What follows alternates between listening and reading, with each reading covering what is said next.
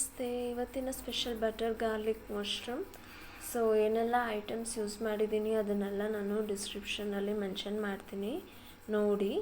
ಮತ್ತು ಒಂದು ವಿಡಿಯೋನ 2 ಟೈಮ್ಸ್ ನೋಡಿ ಶೋರ್ ನೀವು ಮಾಡ್ಬೋದು. ತುಂಬ ಈಸಿಯಾಗಿ, ತುಂಬ ರಿಸ್ಕ್ ಏನೂ ಇಲ್ಲ, ಬೇಗ ಆಗೋಗುತ್ತೆ. ನೆಕ್ಸ್ಟ್ ಒಂದು ಪ್ಯಾನ್ ಹಾಕ್ಕೊಳ್ಳಿ, ಪ್ಯಾನಲ್ಲಿ ಬಟರ್ ಹಾಕ್ಕೊಳ್ಳಿ. ಬಟರ್ ಹಾಕಿ ಗಾರ್ಲಿಕ್ನ ನಾವು ಫ್ರೈ ಮಾಡ್ಕೋಬೇಕು. ಸೊ ಹೆಸರೆಲ್ಲ ಇರೋ ಥರ ಗಾರ್ಲಿಕ್ ತುಂಬ ಬೇಕಾಗುತ್ತೆ. ಬಟರಲ್ಲಿ ಗಾರ್ಲಿಕ್ ಚೆನ್ನಾಗಿ ಫ್ರೈ ಆದಮೇಲೆ ನಾವು ಮಶ್ರೂಮ್ನ ಹಾಕ್ಕೋಬೇಕು. ಮಶ್ರೂಮ್ನ ನಾನು ಸ್ಮಾಲ್ ಪೀಸಾಗಿ ಕಟ್ ಮಾಡಿಟ್ಟಿದ್ದೀನಿ, ಅದನ್ನ ವಾಶ್ ಮಾಡಿಟ್ಟಿದ್ದೀನಿ. ಅದನ್ನು ತೆಗೆದು ಹಾಕಿ ಚೆನ್ನಾಗಿ ಫ್ರೈ ಆಗಲಿ. ಅಗೇನ್ ಸ್ವಲ್ಪ ಬಟರ್ ಹಾಕಿ ಮತ್ತು ಚಿಲ್ಲಿ ಫ್ಲೆಕ್ಸ್ ಹಾಕಿ ಸ್ವಲ್ಪ ಲೈಟಾಗಿ ಫ್ರೈ ಆಗಲಿ, ತುಂಬ ಫ್ರೈ ಆಗೋದು ಬೇಡ. ಒಂದು ರೇಂಜಿಗೆ ಅದು ಫ್ರೈ ಆಗಿ ಅದು ನೀರೆಲ್ಲ ಬಿಟ್ಕೊಂಡ್ಬಿಡುತ್ತೆ. ಆ ನೀರೆಲ್ಲ ಬಿಟ್ಟಾದಮೇಲೆ ಅದನ್ನ ತೆಗೆದು ಸಪ್ರೇಟಾಗಿ ಒಂದು ಬೌಲಲ್ಲಿ ಹಾಕಿ ಇಟ್ಕೊಳ್ಳಿ, ಆಯಿತಾ. ಸೊ ಇದಕ್ಕೆ ಟೊಮೆಟೊ ಅಂಥದ್ದೆಲ್ಲ ಏನೂ ಬೇಡ. ಚಪಾತಿ ಜೊತೆ ತುಂಬ ಚೆನ್ನಾಗಿರುತ್ತೆ. ಚಪಾತಿ, ದೋಸೆ, ಬಿಸಿ ರೈಸ್ಗೂ ತುಂಬ ಚೆನ್ನಾಗಿರುತ್ತೆ. ಸೇಮ್ ರೆಸ್ಟೋರೆಂಟ್ ಸ್ಟೈಲಲ್ಲೇ ಬಂತು ನನಗಂತೂ. ನಾನು ಮಾಡಿ ತಿಂದು ಅದಾದಮೇಲೆ ಪೋಸ್ಟ್ ಮಾಡ್ತಾಯಿದ್ದೀನಿ. ಚೆನ್ನಾಗಿ ಬಂದರೆ ಮಾತ್ರ ಪೋಸ್ಟ್ ಮಾಡೋದು. ಎಲ್ಲ ವೀಡಿಯೋಸ್ನೂ ನಾನು ಪೋಸ್ಟ್ ಮಾಡೋಕ್ಕೆ ಹೋಗೋದಿಲ್ಲ.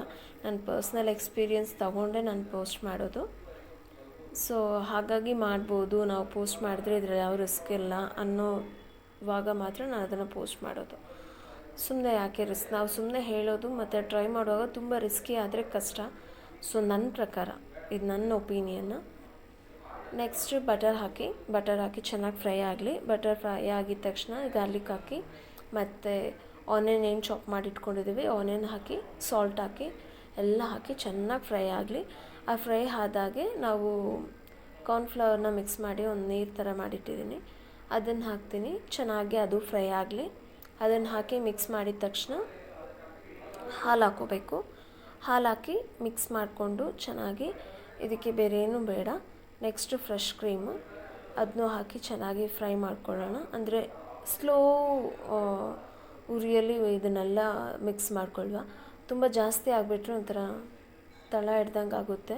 ಸೊ ಅದಕ್ಕೆ ಸ್ಲೋ ಉರಿ, ಫುಲ್ ಸಿಮ್ಮಲ್ಲಿಟ್ಟು ನಾನು ಇದನ್ನು ಕುಕ್ ಮಾಡ್ತಿದ್ದೀನಿ. ಮತ್ತು ನಾವು ಇದನ್ನು ಫ್ರೈ ಮಾಡಿಟ್ಟಿದ್ದಂಥ ಮಶ್ರೂಮ್ ಏನಿರುತ್ತೆ ಅದನ್ನ ಹಾಕೋದು, ಅದನ್ನ ಹಾಕಿ ಚೆನ್ನಾಗಿ ಫ್ರೈ ಮಾಡೋದು. ಟೇಸ್ಟ್ ನಾವು ಫೈನಲಿ ನೋಡ್ಕೊಳ್ಳೋಣ. ಆಮೇಲೆ ಇನ್ನೂ ಬೇಕೇನಾದರೂ ಚಿಲ್ಲಿ ಫ್ಲೆಕ್ಸ್, ನಿಮಗೆ ಖಾರ ಜಾಸ್ತಿ ಸ್ಪೈಸಿ ತಿನ್ನೋದಾದರೆ ಸ್ವಲ್ಪ ಚಿಲ್ಲಿ ಫ್ಲೆಕ್ಸ್ ಜಾಸ್ತಿ ಆ್ಯಡ್ ಮಾಡ್ಕೊಳ್ಳಿ. ನನಗೆ ಸ್ವಲ್ಪ ಖಾರ ಬೇಕು, ಸೊ ಹಾಗಾಗಿ ನಾನು ಚಿಲ್ಲಿ ಫ್ಲೆಕ್ಸ್ ಆ್ಯಡ್ ಮಾಡ್ಕೊಳ್ತಿದ್ದೀನಿ ಅಗೇನು. ಮತ್ತು ಸ್ವಲ್ಪ ಪೆಪ್ಪರ್ ಪೌಡರ್ ಸಹ ಬೇಕು ಇದಕ್ಕೆ, ಫೈನಲ್ ಟಚ್ ಒಂಚೂರು ಪೆಪ್ಪರ್ ಪೌಡರು. ನಾನು ನಿಮ್ಮ ಹತ್ರ ಫ್ರೆಶ್ ಪೆಪ್ಪರ್ಸ್ ಇದ್ದರೆ ಆಗಲೇ ಫ್ರೈ ಮಾಡಿ ಪೌಡರ್ ಮಾಡಿ ಹಾಕಿ, ತುಂಬ ಚೆನ್ನಾಗಿರುತ್ತೆ. ಅಗೇನ್ ಸ್ವಲ್ಪ ಬಟರ್ ಹಾಕಿ, ನಾನು ಪೂರ್ತಿ ಇದನ್ನು ಬಟರಲ್ಲೇ ಮಾಡಿದ್ದೀನಿ, ಆಯಿಲ್ ಮಿಕ್ಸ್ ಮಾಡೇ ಇಲ್ಲ. ಗರಂ ಮಸಾಲ ಎಲ್ಲ ಏನೂ ಬೇಕಾಗಿಲ್ಲ, ಬಟ್ ನನಗೆ ಗರಂ ಮಸಾಲ ಇಷ್ಟ, ಅದು ಇದೊಂದು ಫ್ಲೇವರ್, ಹಾಗಾಗಿ ನಾನು ಹಾಕ್ಕೊಂಡಿದ್ದೀನಿ. ನಿಮಗೆ ಬೇಕಂದರೆ ಹಾಕ್ಕೊಳ್ಳಿ, ಇಲ್ಲಾಂದರೆ ಸ್ಕಿಪ್ ಮಾಡಿ, ತೊಂದರೆ ಇಲ್ಲ. ಫೈನಲ್ ಟಚ್ಗೆ ಪೆಪ್ಪರ್ ಅಷ್ಟೇ, ಇಟ್ಸ್ ಕಂಪ್ಲೀಟೆಡ್. ತುಂಬ ಚೆನ್ನಾಗಿ ಬಂತು, ರೆಸ್ಟೋರೆಂಟ್ ಸ್ಟೈಲಲ್ಲೇ ಬಂತು. ನನಗಂತೂ ನಾನು ರೆಸ್ಟೋರೆಂಟ್ಸಲ್ಲೇ ತಿಂತಾಯಿದ್ದೀನಿ ಅಂತ ಅನ್ನಿಸ್ಬಿಡ್ತು, ಅಷ್ಟು ಚೆನ್ನಾಗಿ ಬಂತು. It's very yummy, very tasty. ನಿಜವಾಗ್ಲೂ ತುಂಬ ಚೆನ್ನಾಗಿತ್ತು, ತುಂಬ ಕ್ವಿಕ್ಕಾಗಿ ಮಾಡ್ಬೋದು. ಖುಷಿಯಾದರೆ ಒಂದು ಲೈಕ್ ಮಾಡಿ. Thank you. Next video